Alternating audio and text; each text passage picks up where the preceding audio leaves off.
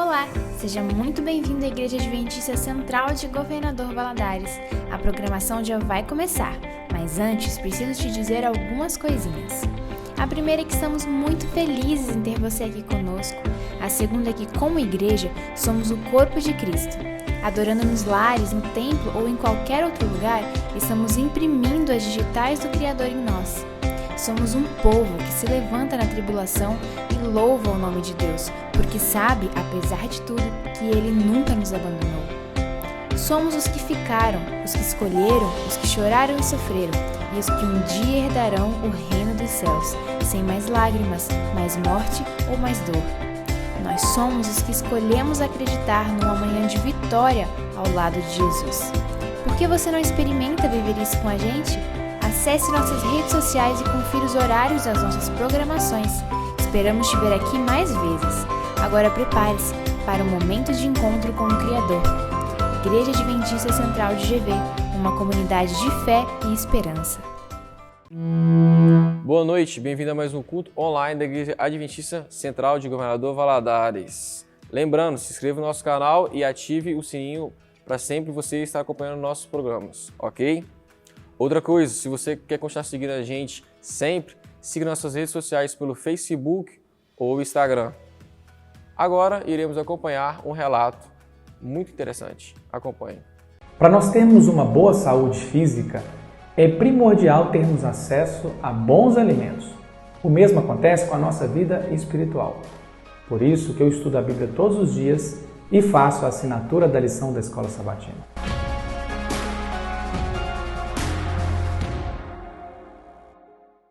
Agora você irá acompanhar o nosso quadro Testemunhos. Lembrando, se você quiser também compartilhar a sua história, basta entrar em contato com a nossa equipe.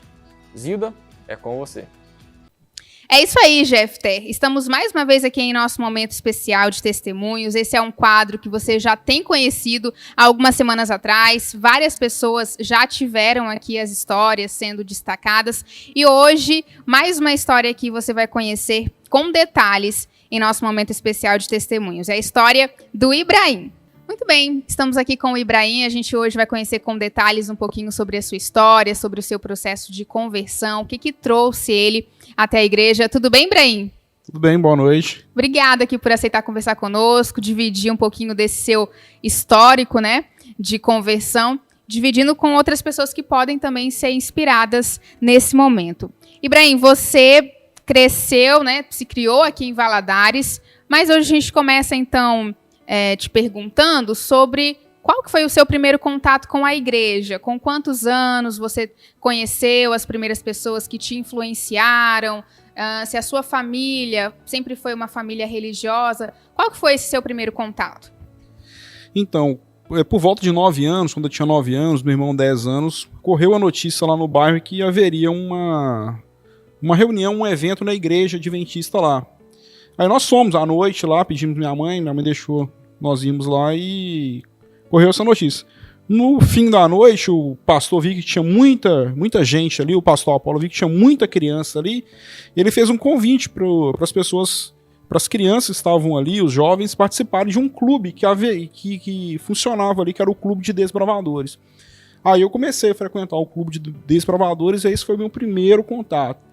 Eu não venho de um berço evangélico, assim, minha mãe até levava eu e meu irmão para uma igreja evangélica, mas assim, muito aleatório, muito pouco mesmo, entendeu? Não tinha uma frequência, né? Não tinha uma frequência. Nós gostávamos de ir lá, só que não era algo firme. Ela até falou que não, a mulher até queria nos batizar, ela falou, não, minha mãe, vou deixar meus filhos crescerem para eles mesmos escolherem a religião deles no futuro. Entendi. Então, com 9 anos, né, bem novo, você teve esse seu primeiro contato. E a minha próxima pergunta seria, qual que foi o tamanho da influência naquela época? Você, muito novo, conhecendo ali amigos, conhecendo as atividades, entendendo o que representava o Clube de Desbravadores, né, que tem atividades regulares, atividades semanais. Qual que foi o tamanho da influência do clube naquela época para você? E eu queria saber se você começou a frequentar de forma regular, se você começou a se envolver nas atividades, como que foi aquela influência naquele período? Isso foi o que mais me cativou na época do para minha vinda para a igreja no início como desbravador, foi a minha maior motivação foi essa, foram as atividades, acampamentos, então tudo isso foi o que mais me motivou a permanecer no clube e tal. Aí depois de um tempo o clube fechou lá e aí eu acabei vindo aqui para o clube da Igreja Central, que era Clube Céu e Mar. O Clube Céu e Mar, que era o clube mais próximo para a gente vir de bicicleta, então aí daí diante eu vim desde os 9 anos, eu estou aí no clube, fiquei muitos anos no clube e já me tornei adventista, fiquei na igreja até hoje.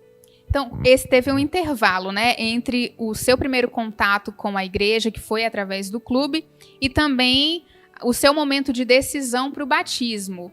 Eu queria que você agora detalhasse um pouquinho sobre isso, né? Você veio depois para o Clube Céu e Mar. Queria que você falasse mais ou menos quanto tempo você ficou no clube lá da igreja do Santa Helena, você lembra? Eu fiquei pouco tempo lá, porque o clube depois acabou. Uhum. Teve alguma coisa lá, o clube acabou, então assim, com 12, 13 anos, eu acabei vindo pro Clube Céu e Mar. Fiquei 1 ano, 2 anos lá, não fiquei muito tempo não. Aí eu acabei vindo pro Clube Céu e Mar, acabei me envolvendo muito, assumindo o papel de liderança. E eu nunca tive assim, uma decisão muito forte de me batizar, de encontrar, porque eu era muito focado em desbravador, mas não era muito assíduo na igreja. Aí eu era muito focado no desbravador, trabalhava muito no desbravador e posteriormente eu comecei a ter mais... Foi uma consequência, isso, né? O seu envolvimento com a igreja. Acabava a reunião, vinha pro JA, aí você começa a envolver mais. Aí nos 30 anos do Saimar que eu vi a força, a mão de Deus mesmo na nossa vida, que os milagres aconteceram nos 30 anos que eu decidi realmente me batizar naquele ano. E o que foi determinante para essa decisão? Porque demorou, né? Até você tomar a decisão pelo batismo, você falou que estava muito focado no clube, nas atividades. Eu imagino que para muita gente que entra, que conhece o Clube de Desbravadores, acaba enxergando como 2 coisas diferentes, clube e igreja. Então você teve esse contato, se envolveu de forma muito ativa, mas não chegou a essa decisão pelo batismo de forma imediata. O que foi determinante para que você parasse e pensasse, agora é o meu momento de entregar minha vida a Deus e entender que, na verdade, o clube era apenas uma influência, né, para trazer as pessoas aos pés de Jesus. O que foi determinante para essa sua decisão?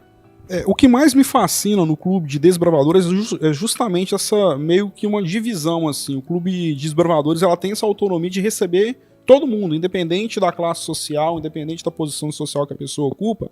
O clube de desbravadores ele tem esse poder de cativar as pessoas de diversas religiões. E como eu era muito envolvido no Clube Saimar, e depois eu passei a ocupar a posição mais de liderança. E no ano de 2011 eu já queria me batizar alguns anos antes, já queria me batizar, mas nunca tinha encontrado um momento especial para eu tornar aquela questão especial para mim. E não simplesmente me batizar, eu queria que fosse algo forte para mim.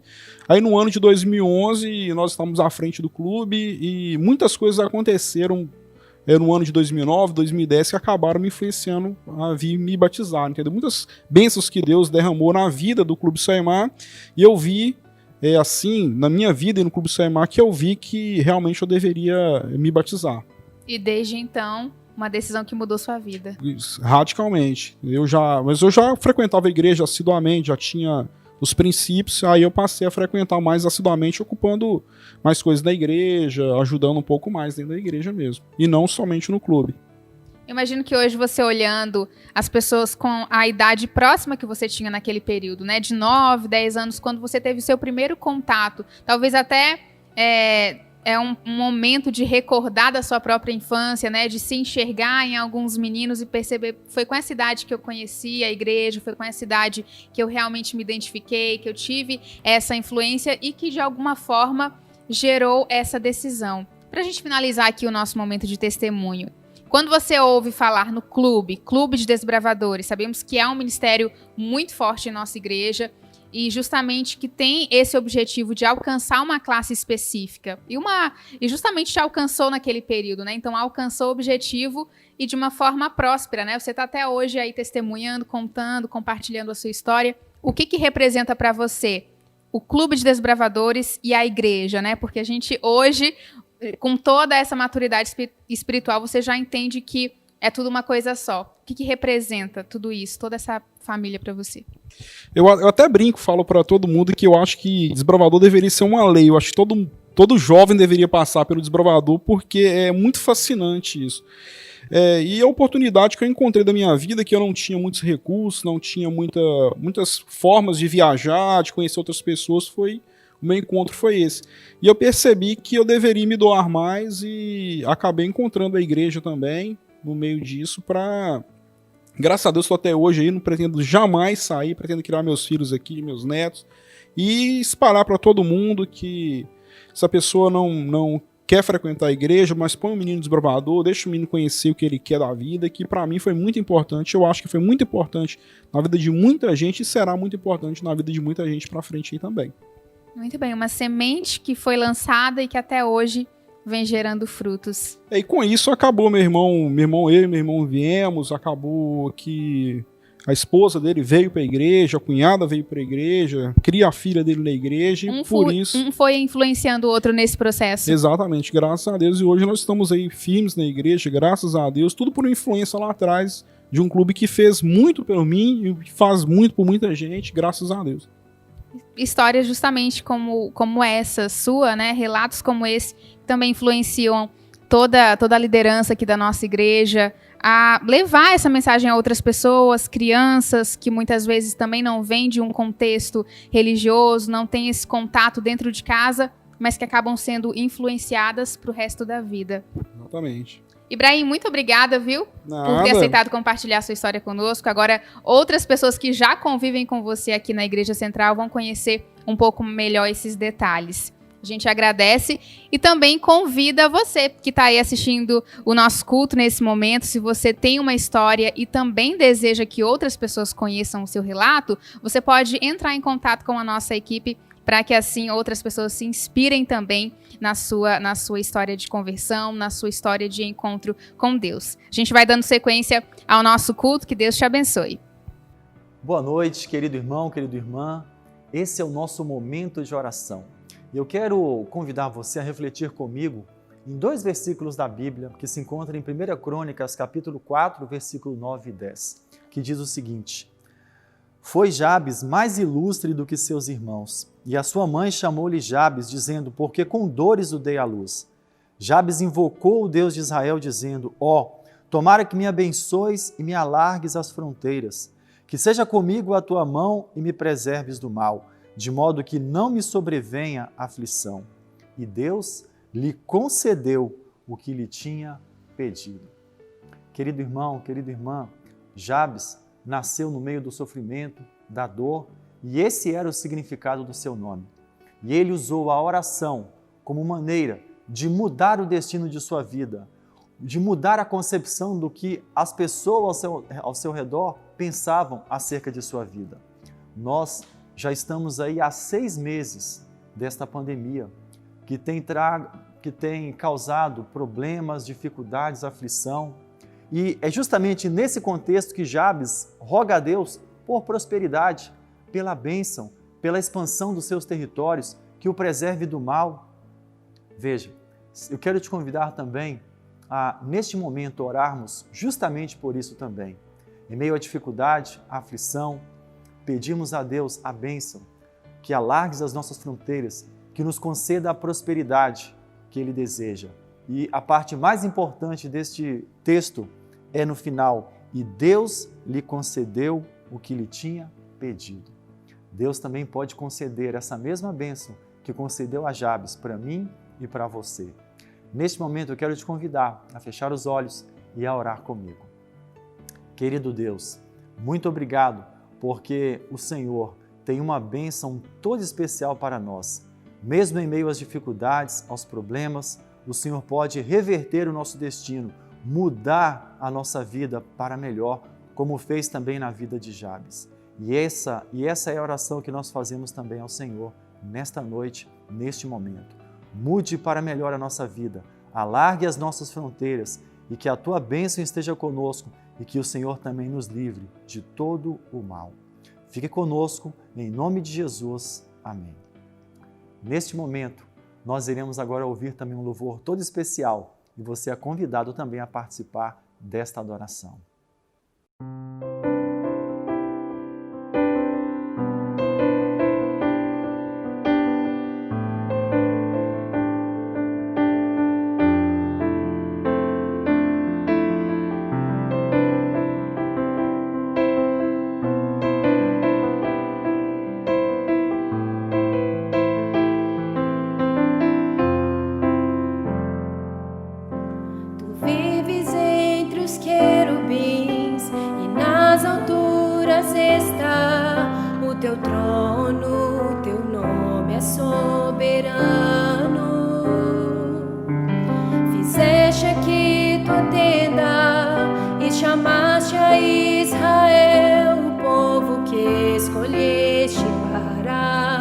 achegar-se a ti. Tu queres que o teu povo te conheça, Senhor, e moveste com poder neste lugar. Fica à vontade entre nós, queremos ouvir tua voz. Leva-nos além do santo lugar. Teu povo vem te louvar, teu santo nome adorar para sempre. Além do véu tu estás, que maravilhas farás enquanto entramos pelo Santo dos Santos. Quando tua face eu ver, de novo vou te dizer que te amo, Deus.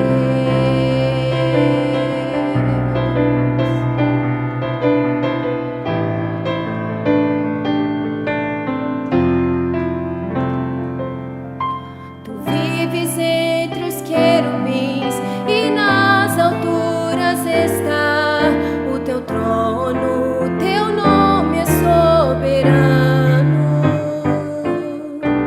Fizeste aqui tua tenda e chamaste a Israel, o povo que escolheste para achegar-se a ti.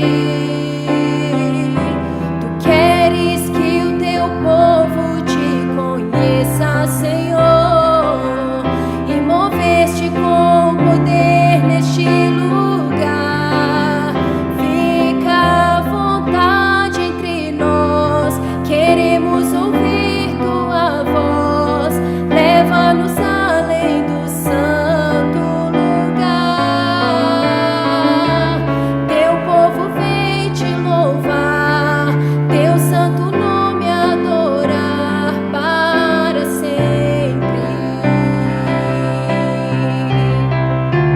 Além do véu tu estás e maravilhas farás enquanto entramos pelo Santo dos Santos. Quando tua face eu ver, de novo vou te dizer que te amo, Deus.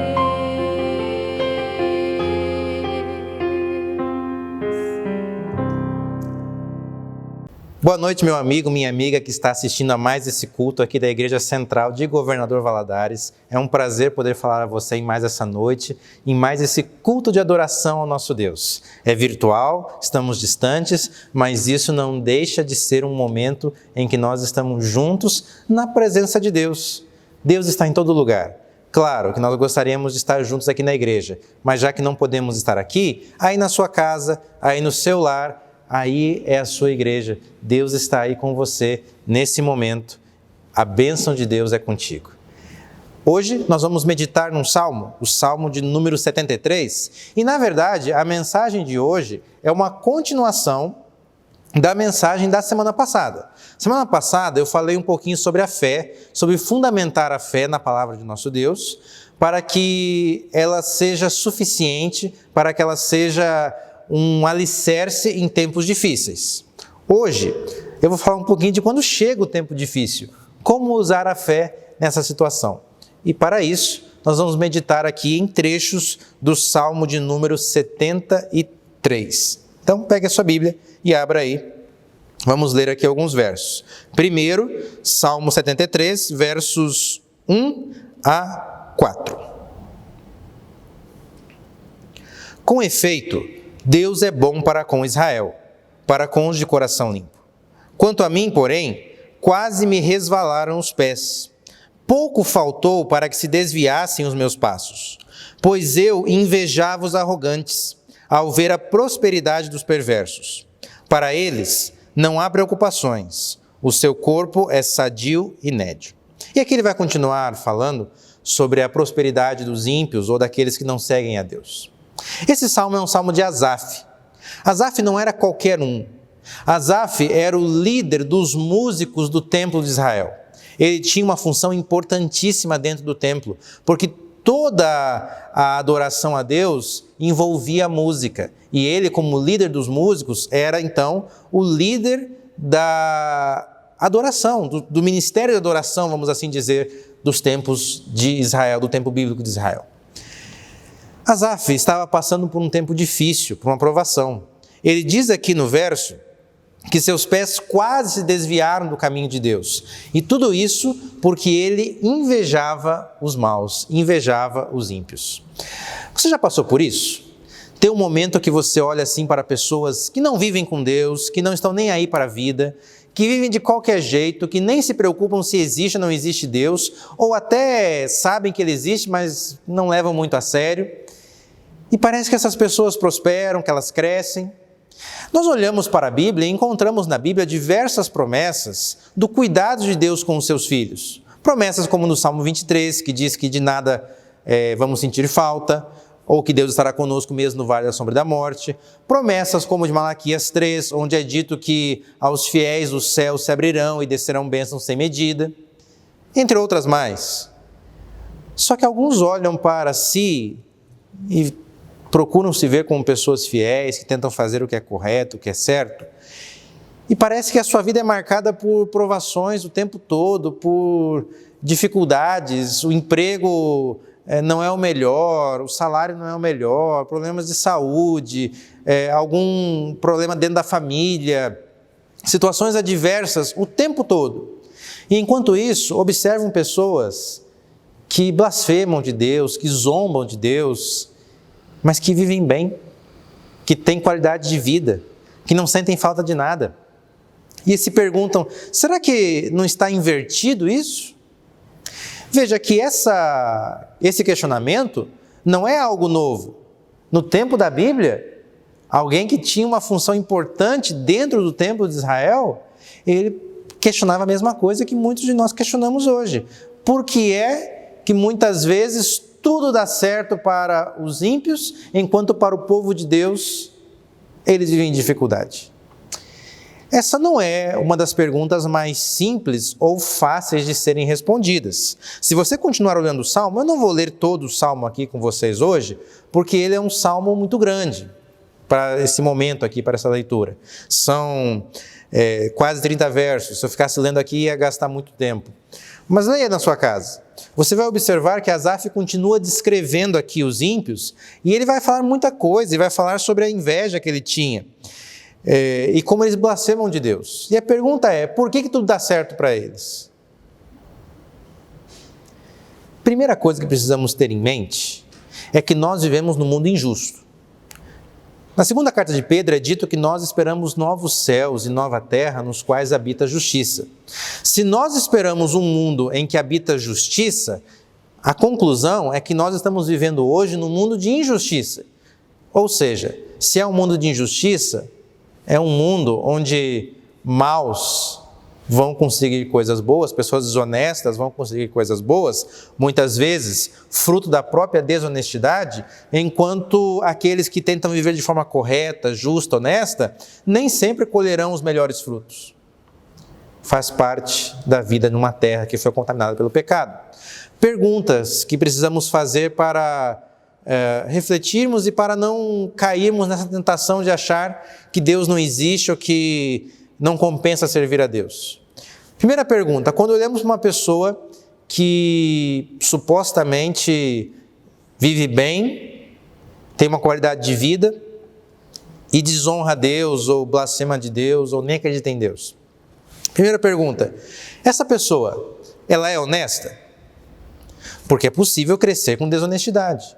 Nós estamos aí acostumados com notícias de corrupção, onde vimos pessoas que desviaram milhões de reais que poderiam ser utilizados para tantas coisas boas e foram desviados. A pergunta é, a pessoa que às vezes você olha como exemplo por ter sucesso, esse sucesso foi conquistado com honestidade? Porque é muito melhor termos pouco, mas tudo aquilo que temos ser resultado do nosso trabalho honesto, do que ter muito como fruto de corrupção. Tudo que vem fácil, vai fácil. E nós observamos que alguns desses hoje têm e amanhã eles já não têm mais nada, eles já não possuem mais nada. Segunda pergunta que deveríamos fazer ao olharmos para pessoas assim: eles têm paz e felicidade?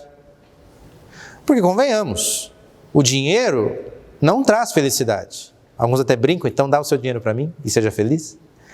Mas a verdade é essa. Quantas pessoas que têm acumulado milhões em suas contas, mas vivem em profunda depressão, totalmente afastados de seus familiares, com a família toda rachada, destruída, mergulhados em tantos caminhos complicados, esquisitos. Vemos pessoas famosas, afundadas em depressão, cometendo suicídio, sem enxergar mais o brilho da vida. Tem tudo aquilo que nós gostaríamos de ter, mas não tem paz, não tem felicidade. Pergunto, a pessoa que talvez você tenha inveja, ela é feliz de verdade? Ou tudo não passa de uma aparência? Porque nós estamos acostumados a viver num mundo de aparências. Num mundo que é conhecido por mostrarmos coisas que não somos. E nisso podemos ter a tentação de invejar pessoas que podem ter muita coisa, mas não têm a paz e a alegria que vem de uma vida simples com Deus. Asaf aqui está tendo inveja desse povo. Pode ser que você já teve em algum momento também. O pecado não está nisso. As dúvidas não levaram Asaf para longe de Deus. A dúvida nem sempre é um problema.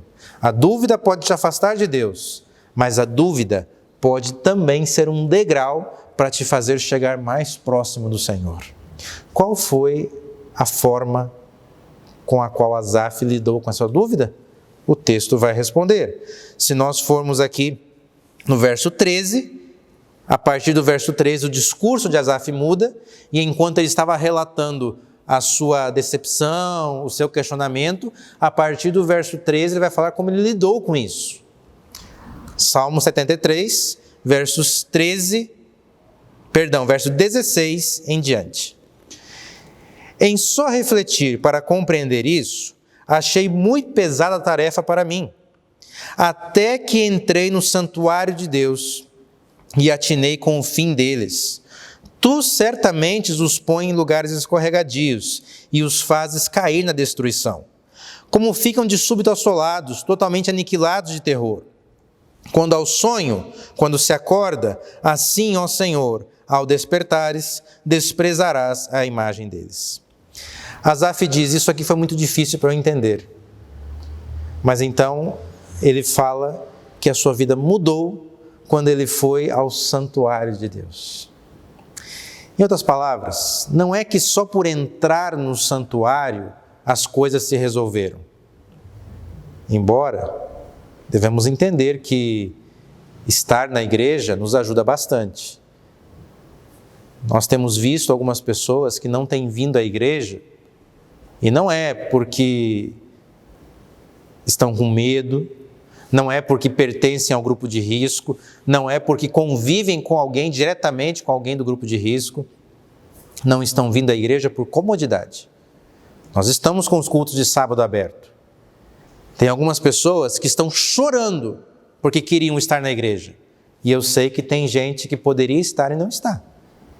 Precisamos pensar um pouquinho nisso e sermos honestos. Eu não estou indo à igreja porque eu não posso ou porque eu não quero. Mas Asaf foi à igreja.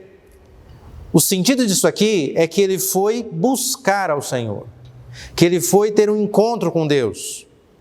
No meio das suas dúvidas, dos seus questionamentos, ao invés de abandonar a Deus, ao invés de deixar a Deus, Asaf foi se encontrar com Deus. Em outras palavras, ao invés de sair, de fugir, dizer, isso não serve mais para mim, a Bíblia é uma mentira, a vida cristã é uma falsidade, é uma farsa. Ao invés de fazer isso, Asaf foi até Deus. Foi para tentar entender isso com Deus. Ele foi conversar com Deus. Foi refletir, foi meditar. E você pode me dizer, pastor, mas hoje como é que eu vou fazer isso para conversar com Deus? Na Bíblia. Bíblia, oração. Na oração nós falamos com Ele, na Bíblia Ele fala conosco. Asaf começou a meditar na palavra de Deus, naquilo que Deus ensina. E Asaf chegou numa conclusão. Ele não teve a resposta do porquê que o ímpio prospera e o justo sofre. Deus não revelou isso para ele. Mas o que Asaf entendeu é que esta terra, ou melhor, esta vida, não está limitada apenas a esta terra. Existe um depois. Existe uma promessa de vida eterna no dia em que Jesus Cristo voltar. E quando Ele voltar, enfim, Cristo trará justiça. E é exatamente isso que Asaf está entendendo. Ele fala que ele percebeu qual será o fim dos ímpios.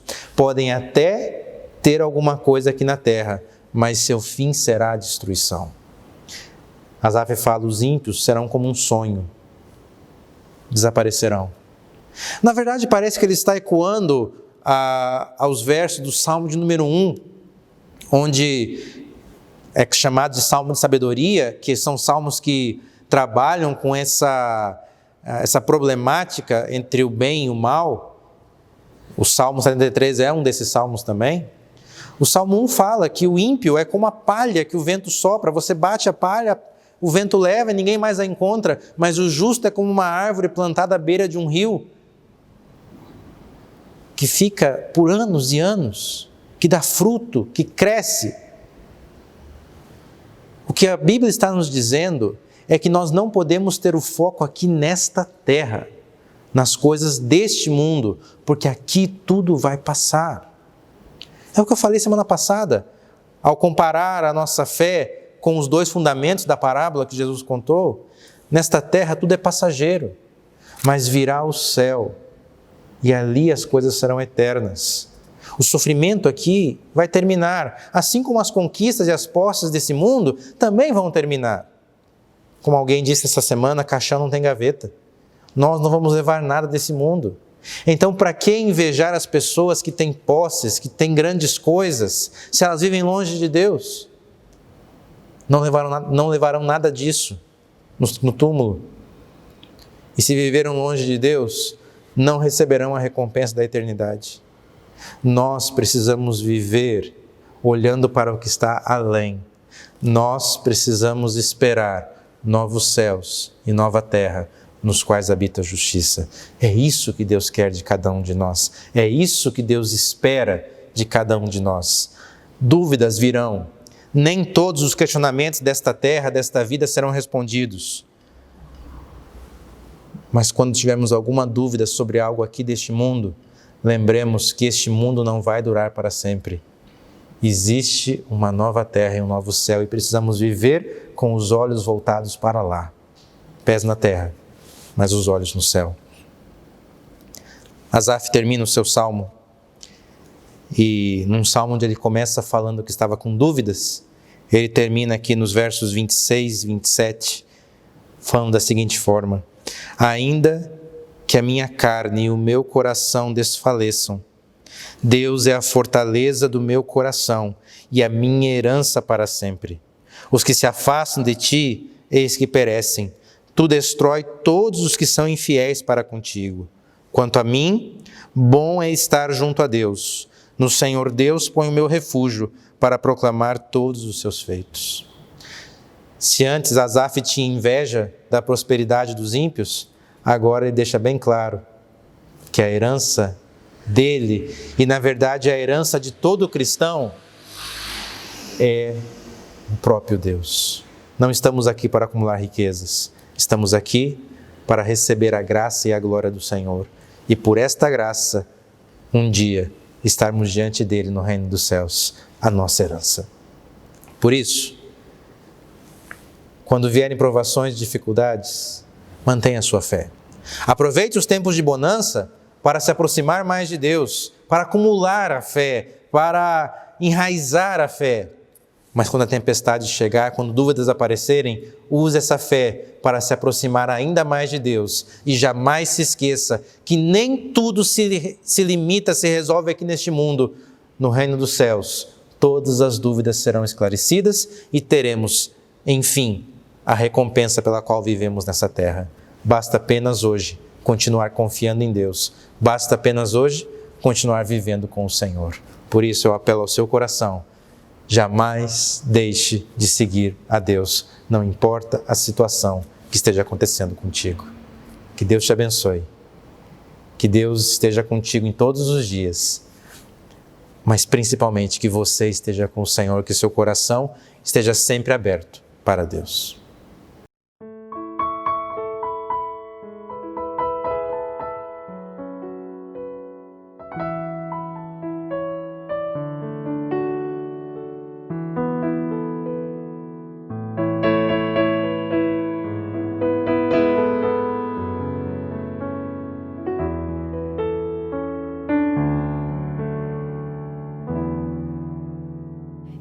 Ando com meu Deus na rua.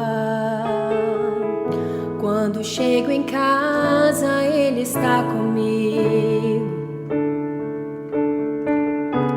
Eu falo com meu Deus na hora de dormir, e logo quando acordo digo: eis-me aqui, sou de Jesus. E mesmo atarefado sempre estou ligado. Eu não abro mão da presença no partir do pão, em cada comunhão. Graças, graças por tudo, eu sou de Jesus. Eu não posso te deixar, pois de uma coisa eu sei muito bem: a tua sombra que me guarda, tua misericórdia me sustém. Eu não posso te deixar, pois de uma coisa eu sei muito bem: a tua sombra que me guarda, tua misericórdia que me sustém.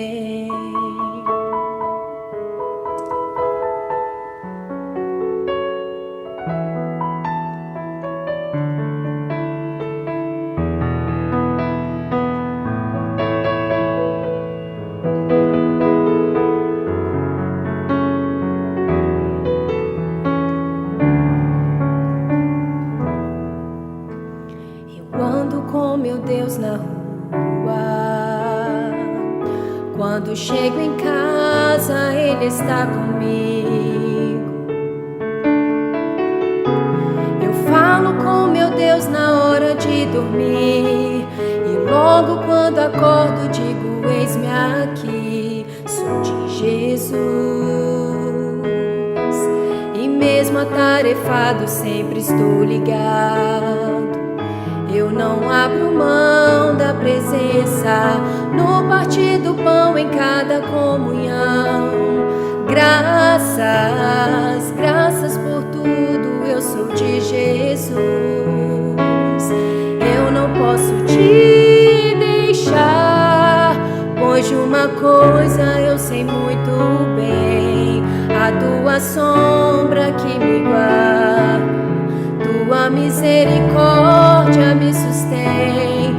Eu não posso te deixar, pois de uma coisa eu sei muito bem: a tua sombra que me guarda, tua misericórdia que me sustém. Pai, perdoa os meus erros e me ensina a perdoar. Venha a nós teu santo reino e me ensina a amar. Pai, perdoa os meus erros e me ensina a perdoar. Venha a nós teu santo reino e me ensina a amar, a amar.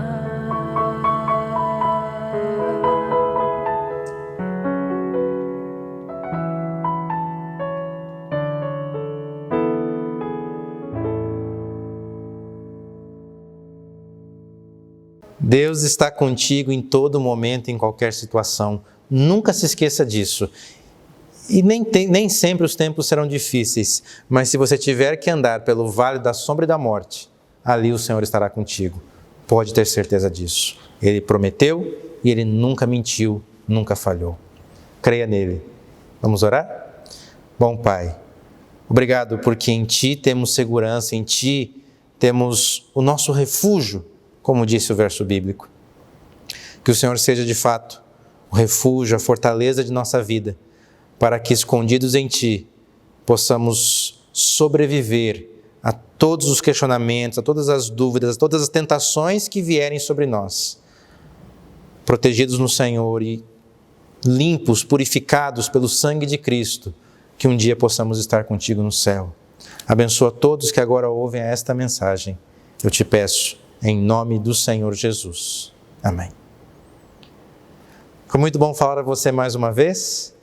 Que a sua semana seja abençoada por Deus e até quarta-feira no nosso culto virtual de oração. Um grande abraço e que a graça e a paz do Senhor Jesus seja com todos vocês. Foi ótimo ter sua presença aqui nessa transmissão. Lembrando que quarta-feira agora, às 19h30, teremos um culto de oração. E para não perder, acompanhe nossas redes sociais. Muito obrigado e desejo a vocês uma ótima semana.